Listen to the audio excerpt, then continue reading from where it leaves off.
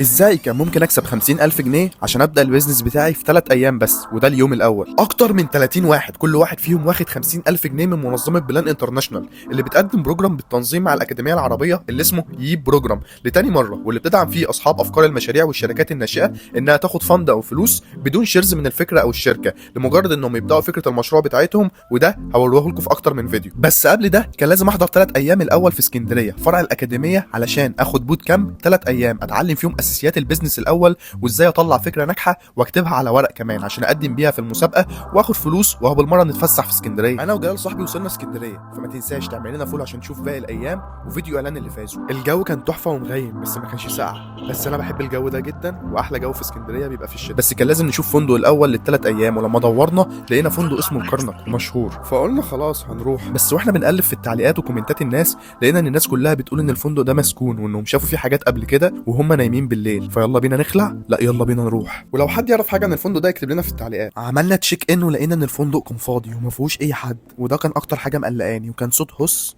بس كان نضيف، بس الناس اللي بتقول ان في حاجات شافوها هم نايمين بالليل، فهستنى لما نرجع بالليل وننام يجوز يطلع علينا حاجه. حطينا الشنط ونزلنا على الاكاديميه، لان ميعاد البوت كامب من 5 ل 10 بالليل كل يوم، والمشوار كان بعيد لانها كانت في اخر ابو قير. وعشان تعرفوا ايه اللي حصل في باقي اليوم خشوا اتفرجوا على الجزء الثاني دلوقتي، واعملوا لي فولو ما تنسوش.